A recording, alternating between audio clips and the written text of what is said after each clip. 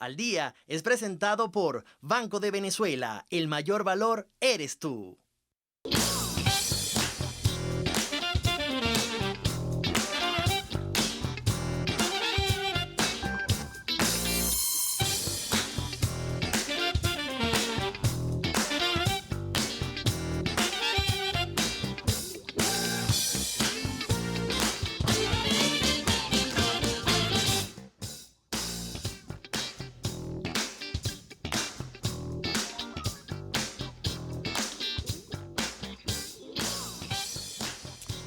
¿Qué tal? Vale, bienvenidos, buenas tardes a este episodio, bueno, en la completa normalidad y aquí con el compromiso de siempre y con el cariño a través de estas pantallas venezolanas de televisión y a través de Al Día. Mira, Díaz, este año 2024 ha sido informático de más, ¿no? Se han suscitado una serie de acontecimientos, un año electoral para muchos países del mundo. Obviamente hemos seguido esto desde el punto de vista periodístico y en todos esos acontecimientos que se han dado está presente lo que siempre mencionamos en este programa, que sale a relucir redes sociales, la era digital y cómo esto ha influido sobre todo en cómo dirigir, ¿no? la matriz de opinión y en los ataques sobre todo a instituciones, digamos sobre todo en el caso de nuestro país, por ejemplo, daba a conocer la vicepresidenta el día de ayer que nuestro país de hecho había recibido o en nuestro país ha ocurrido unos 30 millones de ataques por minuto, lo que deriva en 500.000 ataques por segundo. ¿No? Vamos a analizar un poquito este contexto, obviamente llevado a Venezuela, dado los últimos acontecimientos, algunas páginas también que han reportado pues todo esto, el mismo Consejo Nacional Electoral pues que anunciaba esto que había sido realizado el pasado domingo para dificultar el conocimiento de los resultados de estas elecciones tan importantes de nuestro país, es decir, una serie de elementos importantes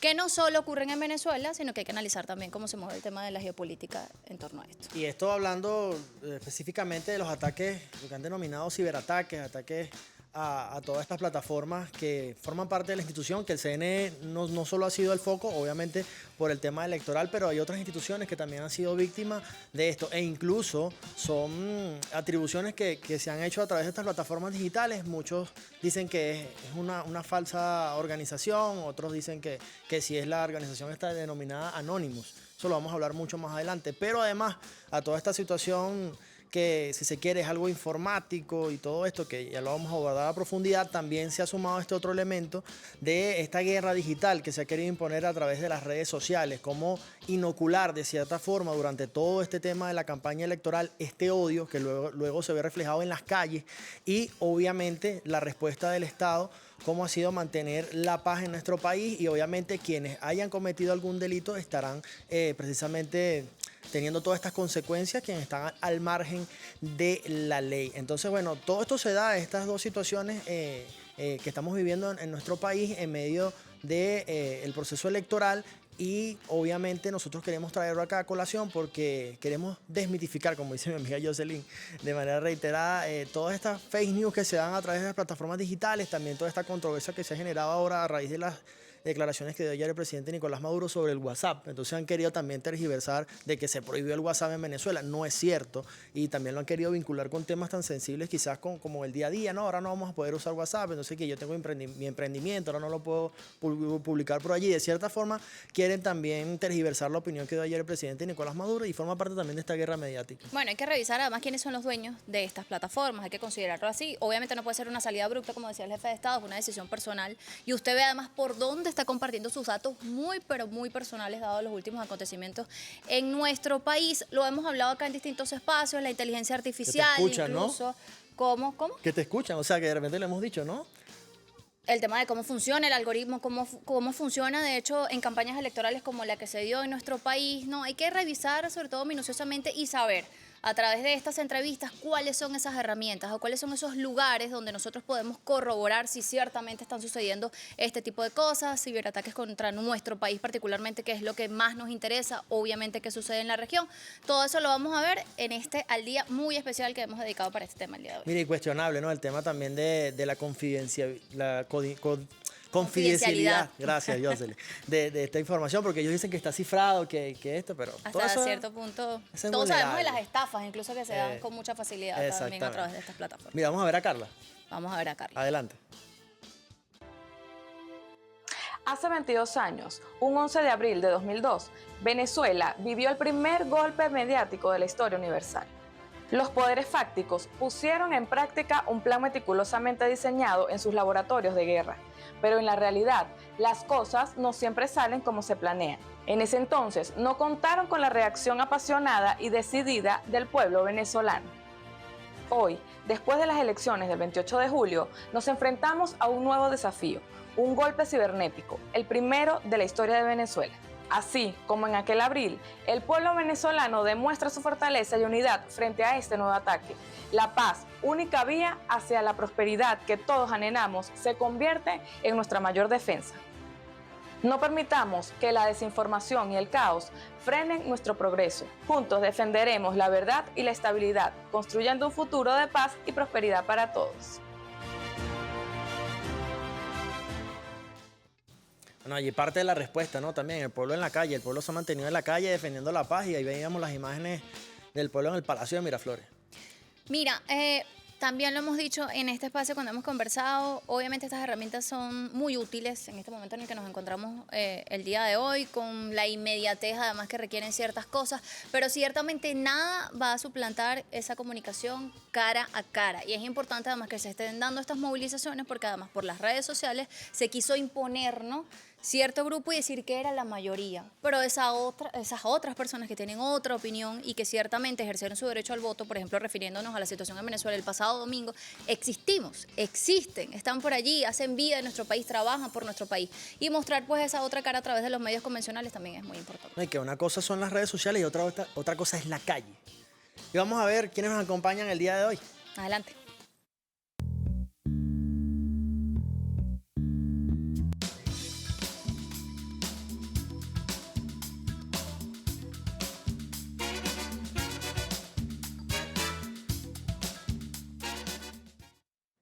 Bueno, y ya están con nosotros. Tenemos a Kenny Osa, tecnólogo. Bienvenido al día. Bienvenido, Gracias. Kenny. Gracias, Roger, Jocelyn.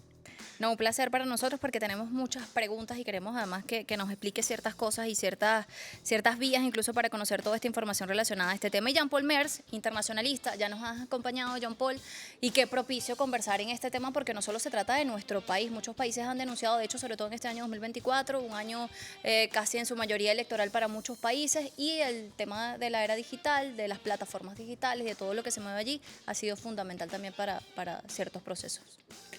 Sí, bueno, efectivamente hay una situación en la cual lo que es el Internet en general, la creación como tal, no obedece únicamente a, digamos, un impulso privado, no de la mano con el interés del imperialismo estadounidense, sino más bien todo lo contrario. Hay toda una serie de aparataje detrás que genera una situación de sumisión al momento del uso por parte de cierto grupo, porque genera que los servicios de Internet y los distintos esquemas por los cuales se suele utilizar, digamos, tanto sistemas de navegación como sistemas de software como Windows, las redes sociales, todo depende más que todo de una dinámica interna producida desde Estados Unidos, y que lamentablemente en cuanto al nivel geopolítico, porque para el nivel técnico tenemos al compañero para podernoslo explicar, en cuanto al nivel geopolítico de la situación, tenemos que hoy en día incluso la agenda política interna estadounidense ha primado por encima de lo que sería, digamos, el uso de una red u otra. Entonces tenemos una situación en la cual cuando X era Twitter, en las situaciones de la elección pasada en Estados Unidos, todo lo que fue digamos, estos enfrentamientos entre republicanos y demócratas se vieron reflejados. El bloqueo de cuentas incluso. En la actitud, exactamente, en la actitud mostrada desde los dueños de las distintas plataformas. Y esto se agrava con la llegada de Elon Musk a X, a Twitter, que, digamos, no es el primer golpe en el que fracasa Elon Musk, es el segundo. Ya se había involucrado en la situación en Bolivia entonces previamente. Entonces ya ahí vamos poco a poco hilando una situación ya presente. Ahora, Kenny, a través de la plataforma X, precisamente por estos días hacías algunas publicaciones allí interesantes en cuanto a este tema de los ciberataques. ¿Cuál es el balance que tenemos quizás hasta ahora sobre esto que denunciaba también la vicepresidenta ejecutiva Delcy Rodríguez? No, y cuando hablamos de un ciberataque, ¿a qué nos estamos refiriendo? Porque También. escuchamos mucho la palabra por estos Sí, días. está de moda, está de moda. ¿Qué magnitud tienen estos Claro. y cómo se generan también, no? Mira, yo creo que lo primordial acá es hacer un poco de retrospectiva y entender lo que se ha estado trabajando y tejiendo desde la doctrina militar, ¿no?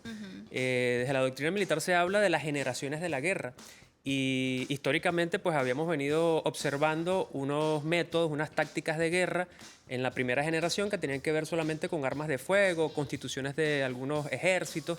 Y luego eso ha ido avanzando, segunda generación, tercera generación, la mecanización e industrialización de la guerra, tanques, cohetes, mayor fuerza bélica a través de otros mecanismos un poco más modernos. Y finalmente llegamos a la guerra de cuarta generación, que es la guerra donde la tecnología juega un papel preponderante, ¿no? Pero no se queda solamente ahí. O sea, lo que estamos viendo es que acá en Venezuela se están dando unos escenarios que además no son nuevos y deberían ser ya ultra conocidos para todos los venezolanos. Se están dando escenarios híbridos de guerra de cuarta generación con el uso masivo e intensivo de la tecnología para atacar infraestructuras críticas y también la guerra de quinta generación. Que la guerra de quinta generación tiene que ver con la desestabilización de la psiquis social, o sea, cómo empiezan las operaciones psicológicas también a través de los medios digitales a resquebrajar la unidad social, la unidad nacional sobre una opinión en un hecho particular. Entonces, bueno, eso es lo que se está dando masivamente en Venezuela y bueno, nada, como comentaba el compañero, Venezuela ha sido un epicentro, creo que ha sido el laboratorio predilecto para desarrollar este tipo de estrategias, pero no somos los únicos. Bolivia y bueno, cada vez que se levanta un pueblo y decide pues proponer una alternativa distinta a lo hegemónico, nos encontramos con este tipo de estrategias sucias. Ahora, en cuanto a lo que decía Jocelyn, la definición de este ciberataque, ¿cómo podemos definir un ciberataque? ¿En qué consiste propiamente? Los ciberataques no es más que la utilización de la tecnología básicamente para atacar infraestructuras críticas. La vicepresidenta mencionaba los millones de ataques que han sido detectados por nuestros proveedores de servicios tecnológicos y de Internet por segundo. Esos son ataques masivos que además han venido tecnificándose porque un ataque clásico en este tipo de ciberguerra es la denegación de servicio, ¿no? Que también es una palabra que se ha puesto muy de moda en estos días. Y la denegación de servicio no es más que intentar saturar por múltiples solicitudes en corto tiempo un servicio que se presta a través de una plataforma digital. Entonces, estos ataques se han venido tecnificando y ya no solamente es un servidor contra otro servidor, un servidor es una máquina, son los equipos que contienen nuestras plataformas digitales, sino que ahora son ataques distribuidos a lo largo del planeta, pagados, porque eso también hay que decirlo, un ataque de esta magnitud como la que ha sufrido Venezuela en este periodo electoral requiere de muchísimos recursos económicos para poner en marcha esa operación de guerra cibernética. Y bueno, ejemplo, lo que hemos vivido. Decenas de páginas del gobierno nacional han estado caídas por mucho Y no es la por varios primera días. vez que Y no es la sucede. primera vez que sucede. Pero obviamente en este momento incluso estuvo involucrado el Consejo Nacional Electoral, un ente más determinante para nuestro país el pasado domingo 28 de julio. Sabemos además cómo funciona ese sistema. Pero mucha gente, a pesar de lo que tú mencionabas, de que nos ha sucedido esto en determinadas oportunidades y cada vez suele ser más fuerte, cada vez suele ser más frecuente esta guerra de cuarta generación, hay gente que dice, no, pero eso es imposible, eso no pudo haber pasado. Y da la vicepresidenta, pues digamos, estas cifras y estos números, ¿no? ¿Quiénes, ya que tú mencionas que se necesitan ciertos recursos, cierta tecnología además, ¿quiénes poseen esos recursos y esa tecnología? O sea, es un poco tonta la pregunta. No, y se la quitaron pongo la entre careta. comillas, Responde pero- sola, la pregunta Se responde quitaron sola. la careta. O sea, porque además, por lo menos el OSMOG lo hace abiertamente. O sea, Claro, totalmente. Por eso nosotros hablamos también de una guerra asimétrica, ¿no? Porque el presidente, por ejemplo, habla en términos quizás religiosos, el tema de David contra Goliat. En términos de geopolítica, pudiéramos hablar del imperialismo contra cualquier pueblo que emerge con una propuesta liberadora. Pero básicamente es una guerra asimétrica porque ellos son los que tienen el poderío económico, tecnológico. El compañero citaba el tema de la superioridad en términos de tecnológicos de quien desarrolla la tecnología. O sea, la tecnología es hoy una forma de poder. Yo le agregaría, disculpa que te interrumpa, le agregaría justamente a ese el tema de la propiedad intelectual. Es un tema muy fuerte porque no es... tiene su ámbito tecnológico, pero incluso en situaciones como la salud, como el uso de medicamentos, las situaciones de bloqueo, todo esto incide justamente por el tema de lo que es la propiedad intelectual y de lo que es el conocimiento. ¿A quién le pertenece el conocimiento? ¿A quién le pertenece una plataforma? Es un tema bastante delicado porque es básicamente la estructura por la cual generan digamos, sus ganancias, parte de los capitalistas actuales. Entonces es un tema bastante delicado que quisiera también un poquito profundizar un poco con respecto a eso de lo que es la propiedad intelectual, cómo afecta la propiedad intelectual al uso de ciertos sistemas como Windows aquí en Venezuela, por ejemplo. Claro. Sí, sin duda. O sea, es el tema de lo que hemos conversado ahorita. Parte de la estrategia de guerra de quinta generación y operaciones psicológicas, podemos decir que es la guerra cognitiva. La guerra cognitiva no es más que eso, incidir en la voluntad, en el esquema de pensamiento de una población para lograr un objetivo en particular. Hay un ejemplo histórico, lo que sucedió en las elecciones de Estados Unidos con Cambridge Analytica. Cambridge Analytica fue una empresa que analizó millones y millones de perfiles de usuarios en Facebook, con inteligencia artificial, con análisis de Big Data, para dirigir mensajes específicos a cada sector de la población. Y por supuesto con una intencionalidad, ¿no? Entonces, es el tema de lo que el compañero comenta, la propiedad intelectual. O sea, ¿quién desarrolla la tecnología? Quien desarrolla la tecnología tiene el control, tiene el poder. Y bueno, ya Elon Musk nos ha demostrado que él no tiene ningún prurito al decir vamos a tumbar cualquier gobierno que se nos ocurra y eso es lo que está sucediendo. Tienen las manos en la masa y ellos mismos han Convicto y confeso. confesado. Exactamente. Me vas a decir al regreso de esta pausa, porque vi que además, obviamente, es tu especialidad, has seguido todo este proceso. Ese día de las elecciones, al día siguiente comentabas en qué lugar estaba Venezuela como los países más atacados. Vamos a revisar un poquito de eso porque es algo sostenido, o sea, no fue que se acabó, eso se mantiene y hay que revisarlo, pero al regreso de la pausa. Así es, también conversar sobre, ya lo veíamos en el año 2002, Venezuela fue el primer país que recibió este ataque, este golpe de Estado a nivel mediático. Ahora se hace también a través de las plataformas digitales. Esto vamos a estarlo conversando en la próxima parte. Pero antes, señores, es momento de publicidad. ¿Necesitas pagar un servicio, hacer pago móvil, recargar tu saldo? Con BDB App lo haces en un abrir y cerrar de ojos. Descarga la aplicación del Banco de Venezuela y disfruta las ventajas de tener las soluciones en tus manos. Porque para el Banco de Venezuela, el mayor valor eres tú. Ya venimos.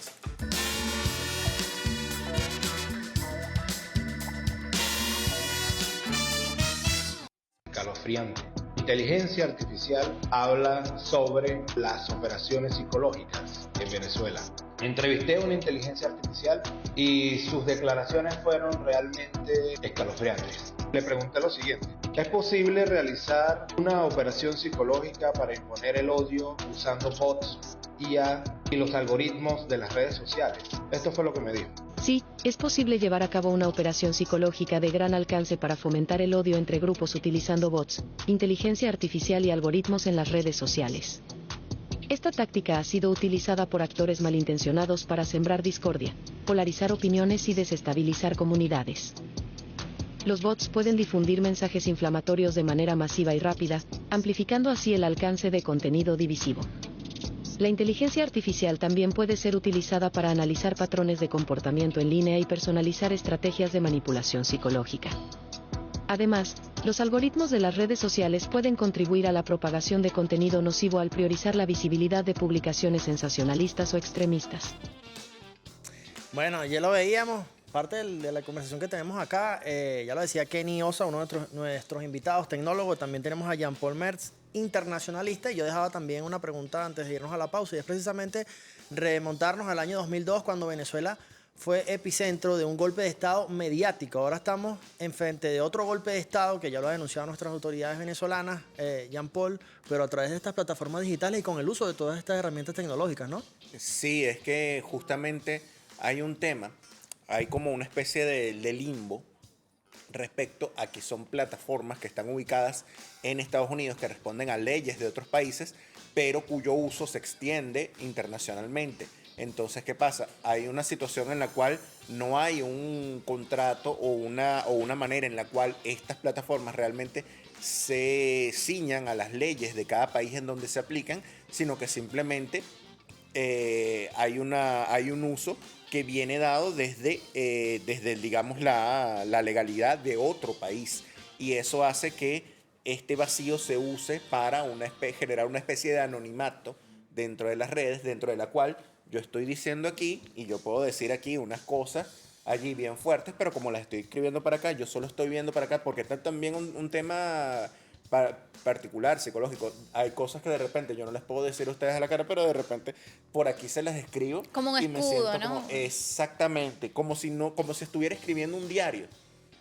Pero entonces la pongo público y la gente lo siente así. Fíjense, por ejemplo, esto funciona mucho, pero vamos con uno de los temas más controversiales que hay, por ejemplo, como la venta de contenido.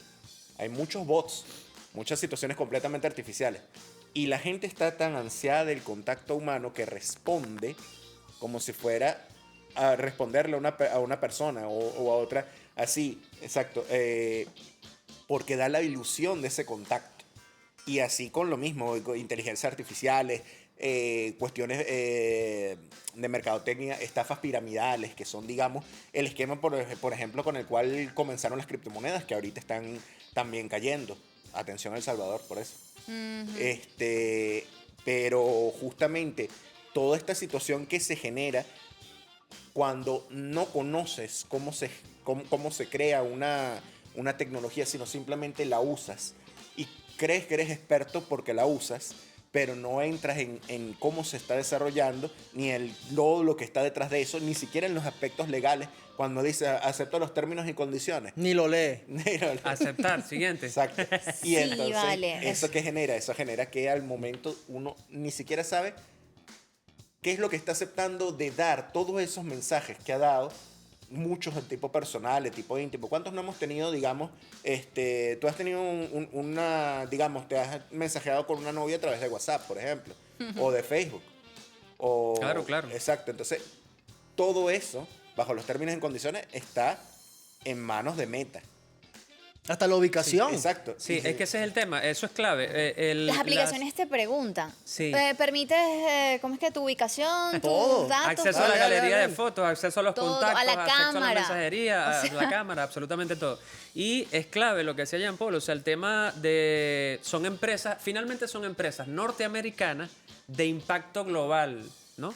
Y por ser empresas norteamericanas, es decir, su casa matriz está en el territorio de los Estados Unidos, se rigen por las leyes de los Estados Unidos. Y las leyes de los Estados Unidos obligan a todas las empresas tecnológicas a dar los datos de quien ellos consideren como un enemigo, un blanco terrorista, etcétera, etcétera, etcétera. Así no estén ubicados en Estados Unidos. Así no están ubicados en Estados Unidos, simplemente porque usan el servicio de una empresa que está en el territorio de los Estados Unidos. Y eso es clave y eso lo saben ellos. Hay una foto clásica, icónica de Barack Obama cuando asume el gobierno.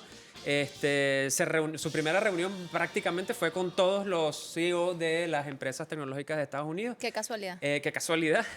Y bueno, yo creo que es fundamental entender que, como decía hace un rato, la tecnología es una forma de poder y quien desarrolla, quien construye, quien conceptualiza y pone en marcha la tecnología, pues evidentemente está en una condición de superioridad en una situación de ciberguerra como la que estamos. Elon Musk, que se ha declarado abiertamente enemigo del pueblo venezolano, por supuesto, la persona que más seguidores tiene en Twitter tiene nada más y nada menos que 200 millones de seguidores. Por supuesto, es su empresa. Y bueno, nada, los más de 16 noticias falsas que ha colocado en menos de una semana le han dado la vuelta al mundo. Es así. Entonces, ¿es o no es un escenario de guerra cognitiva? Y además es igual. es totalmente asimétrica. Que lo decíamos hace un rato, yo creo que la reflexión sería, de repente, no nos crea todo lo que estamos diciendo, porque usted tiene la libertad de creer lo que quiera creer, pero busque quiénes son los dueños de estas plataformas, tómese el tiempo de leer estos términos y condiciones que plantean estas plataformas y usted me va a decir al final si usted se siente libre de verdad, los que les encanta hablar de libertad, si se siente libre de verdad cuando lee estas condiciones y estos términos, es decir, usted le está entregando su vida a estas plataformas, y me incluyo, porque obviamente todos trabajamos a través de estas plataformas, pero hágalo de forma consciente y después no se extrañe cuando se diga que sí están atacando a instituciones venezolanas, porque una cosa es su posición y otra cosa también es un tema de identidad, porque ellos no distinguen entre a quienes afectan o no con estos ciberataques. Por acá hacen dos preguntas importantes, Kenny, me gustaría que las respondieras tú. ¿Qué infraestructura se necesita para los ciberataques y cómo defenderse ante ellos? Yo te hacía una pregunta también en la parte anterior, que era con ese seguimiento que tú venías haciendo, además del pasado domingo 28 de julio y antes, ¿en qué posición está Venezuela y a través de qué plataforma nosotros podemos conocer justamente eso en tiempo real? Sí, hay varias plataformas internacionales que trabajan los mapas de ataques cibernéticos. Básicamente, toda empresa de seguridad informática seria tiene un mapa en tiempo real de ataque cibernético. Nosotros hemos consultado varias de esas fuentes. Hay que entender también que según la fuente que consultes encuentras cierta información, porque mucha de esa información o muchos de esos datos son recabados a través de sus productos tecnológicos que están masivamente distribuidos en el mundo. ¿Cuáles recomendarías tú? Mira, está Kaspersky, que es una empresa rusa, está NetScout, que fue una de las últimas que publicamos, que es una empresa norteamericana. Además, esa empresa evidencia el pico altísimo que ha tenido el tráfico de Internet en Venezuela y los ataques de negación de servicio distribuido, que es un ataque muy sofisticado que se ha venido desarrollando y posicionando sobre Venezuela. Hay otra empresa francesa que también citamos en las publicaciones, que es de Seawit, se llama Seawit. Y bueno, usted simplemente busca en Internet mapa de ciberataques y puede verse claramente cómo se ha desatado una enorme cantidad de tráfico y de ataques sobre Venezuela. ¿Cómo protegerse de eso? Bueno, están nuestros organismos especializados trabajando. Hay compañeros técnicos venezolanos, talento venezolano que no ha dormido durante todos estos días conteniendo los ataques. Han sido miles y millones de direcciones IP en todo el mundo, que por eso decíamos la cantidad de recursos económicos que se requieren para esto, porque decir que es Anonymous es un eufemismo, o sea, eso, Anonymous nace como una respuesta casi que comunitaria de algunos ciudadanos en Europa que se empezaron, y es un nombre que puede usar cualquier persona y cualquier colectivo, y en nombre de Anonymous hacer cualquier cosa, pero esto no son muchachitos detrás de unas máquinas intentando desestabilizar y tumbar el gobierno. Hay una infraestructura tecnológica poderosa detrás de estos ataques, y eso hay que entenderlo. Pero creo que lo más importante, Jocelyn, para responder la pregunta, es que la mejor fórmula para nosotros protegernos de estos elementos de guerra de cuarta y quinta generación es un poder impresionante que tiene nuestro país, que es la red social más poderosa, y es la red social no digital, es la calle. O sea, la calle creo que es la red social más poderosa que tenemos nosotros. Creo que es algo con lo que el imperialismo norteamericano no ha contado, y por eso siempre se dan tortazo tras tortazo y han intentado cualquier cantidad de cosas en nuestro país, y finalmente el pueblo, la conciencia, la esperanza, la voluntad es la que finalmente sale a relucir en los momentos más difíciles que hemos pasado. Mira, que nos reportan sintonía desde el urbanismo de Ezequiel Zamora, la familia Velasco. Quería consultarte, Jean Paul, también sobre lo que decía al principio de este espacio, si Venezuela está siendo ahora víctima de toda esta guerra, porque también quizás conocer algunos antecedentes de estas mismas guerras, de operaciones psicológicas que se han aplicado en otras partes del mundo, por ejemplo en Ucrania, ¿no? También, y algunas otras experiencias que pudieras compartir con nosotros. Sí, bueno, previamente a Ucrania podríamos hacer, digamos, una parada en África y en Medio Oriente.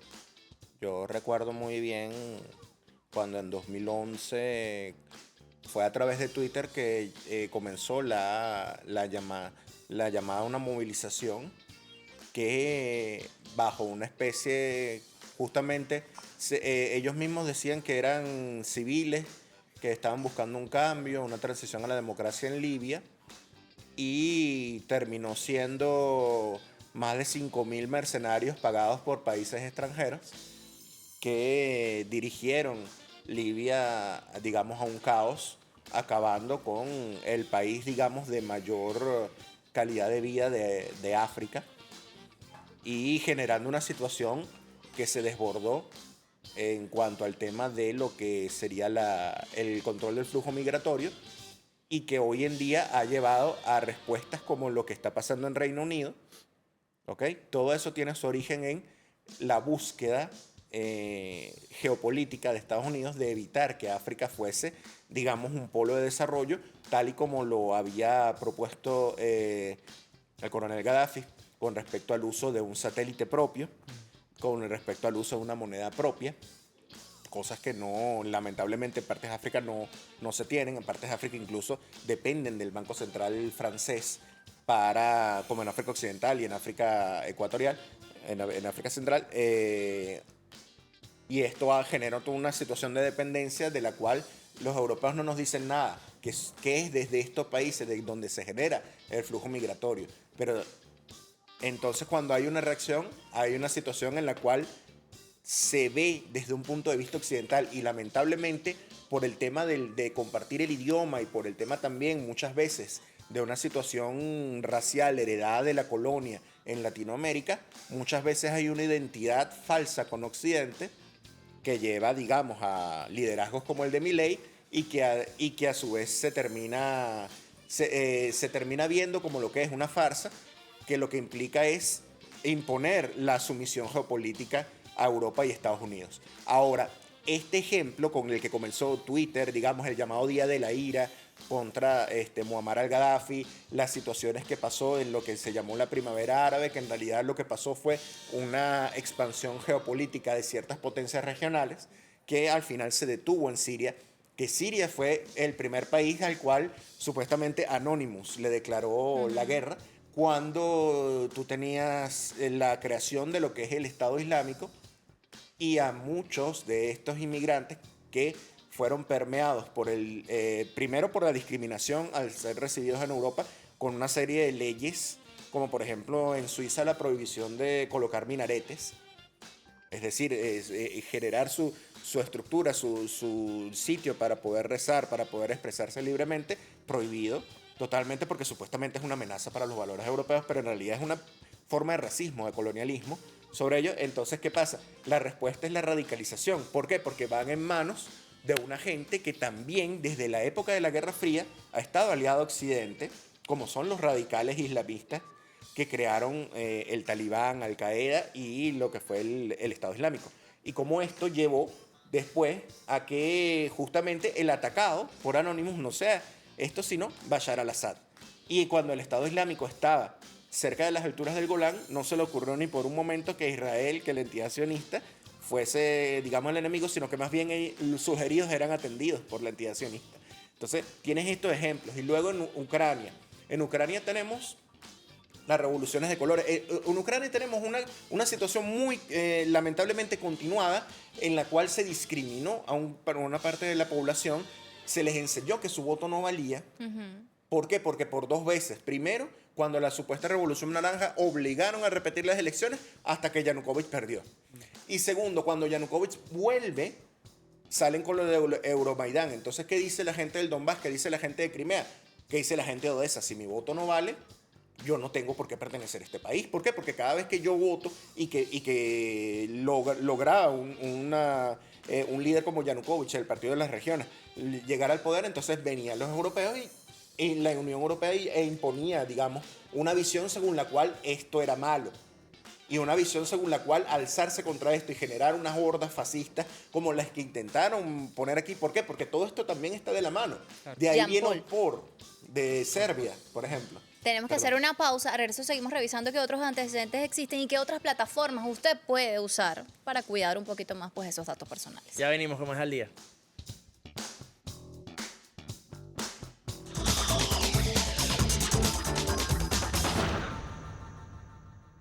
Bueno, señores, estamos de vuelta en la última parte del día hablando de guerra digital con Kenny Osa, tecnólogo, y con Jean-Paul Mers, internacionalista. obviamente una cosa va de la mano con la otra. Para entender una hay que pasearse también por el análisis geopolítico. En la parte anterior revisábamos con Jean Paul y queremos seguir haciéndolo, estos antecedentes que existen, así como lo hemos analizado en nuestro país, en otros lugares donde todo este tema digital, de la mano también con cómo se mueve la política en estos países, ha sido determinante también para generar ciertas cosas. Jean Paul, hablabas de Ucrania en la parte anterior. Sí, y de Ucrania, y justamente antes de Ucrania hubo un movimiento en Serbia que justamente había sido un país invadido por la OTAN, que desmembrado por las guerras yugoslavas, que se sabe ahora, con los documentos desclasificados, que hubo toda una partida secreta dirigida desde la administración Reagan para desestabilizar Yugoslavia, dirigida específicamente para desestabilizarlo, y un reconocimiento prematuro cuando Croacia y Eslovenia declararon unilateralmente su independencia en el 91, hubo un reconocimiento prematuro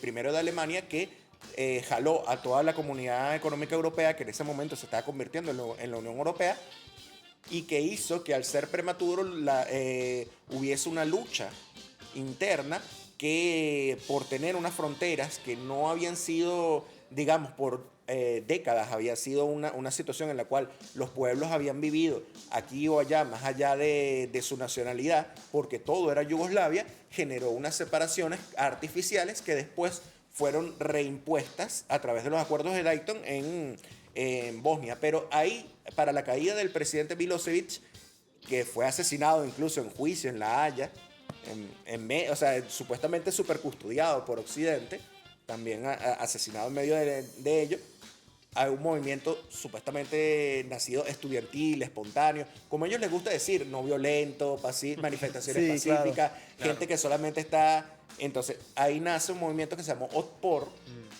que Comandito le llaman aquí. Exacto. Que justamente Otpor fue el que generó, a través de una serie de viajes que ellos pagaron pues en aquellas generaciones. Yo lo recuerdo porque yo estaba en el UCD, pero estaba del otro lado justamente viendo cómo a estos muchachos con supuestos modelos de Naciones Unidas, cosas así, los iba llevando para el exterior, se iba buscando ahí cuál era el que hablaba mejor, el que estaba esto, los llevaban, los formaban. Claro, los captaban. Y con plata estadounidense, y de ahí salen lo que llamaban los manitos blancos. Entonces, esta relación Serbia, Ucrania, Medio Oriente, África, Venezuela, las redes sociales, el uso de las jóvenes también, con supuestas verdades que son en realidad, No, continúa. que son en realidad cosas muy, muy puntuales, son mensajes que son para sentir, no para pensar. Entonces, a ti te sueltan una frase que tú, si yo me pongo a desmontarla, paso más de 5 minutos desmontándola, aburro a la gente, comienza a ver otra cosa, ¿ok? Comienza a pensar en otra cosa, y entonces no profundiza, no hay un interés por la investigación, sino por tener las cuestiones en la mano, por decir que como yo esto me parece lógico, me suena lógico, y también hay una situación de sumisión que muchas veces nosotros no logramos visibilizar mucho, pero sobre todo a nivel de lo que es las clases populares.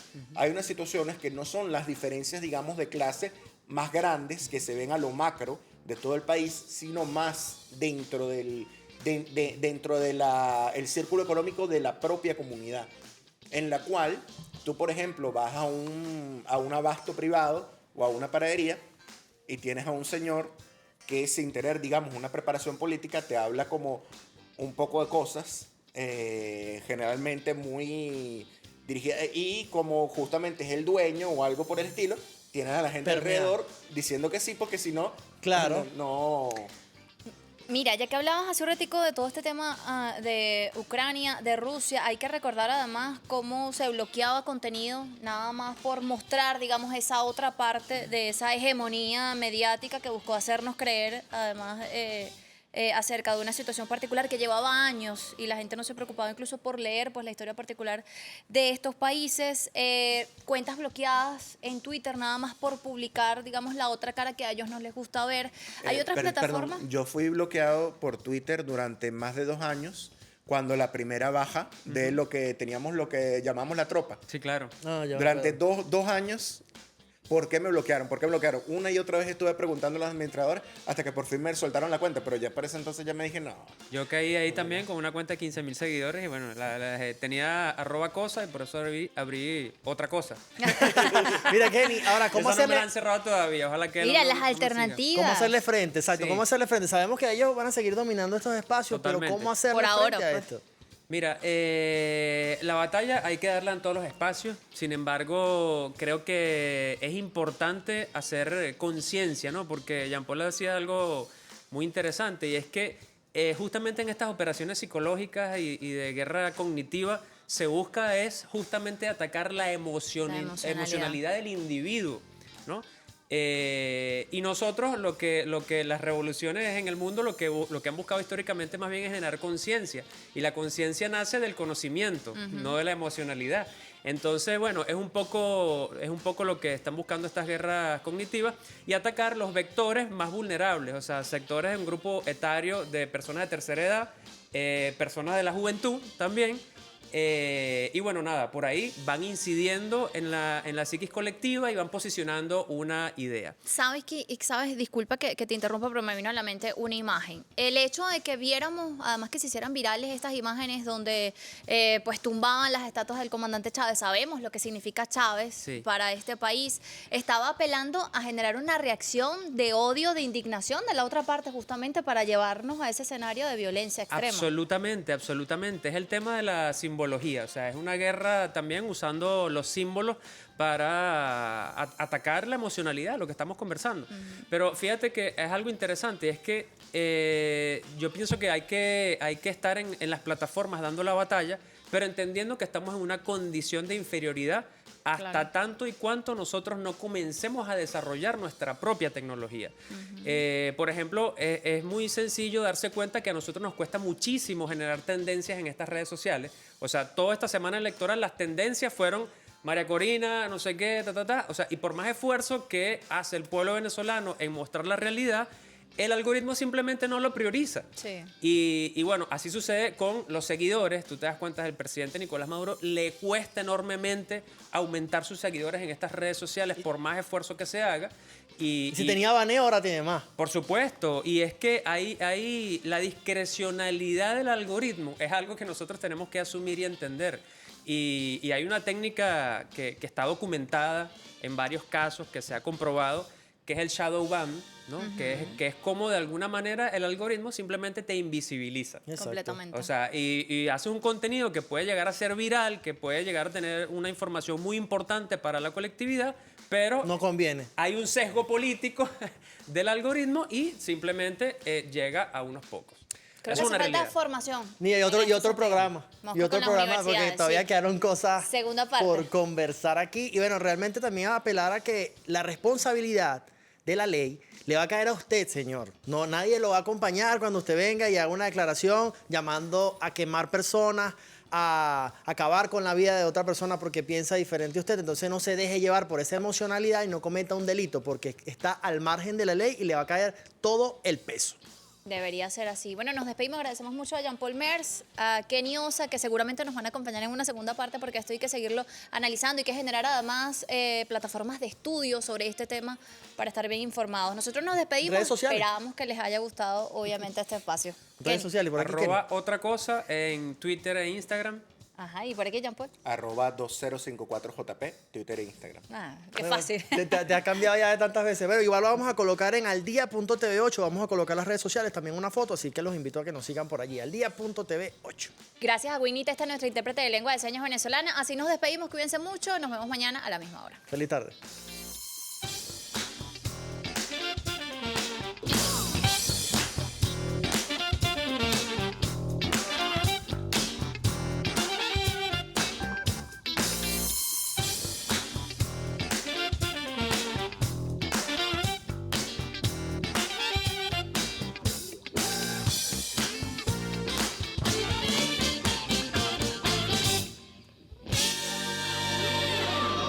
Al día fue presentado por Banco de Venezuela. El mayor valor eres tú.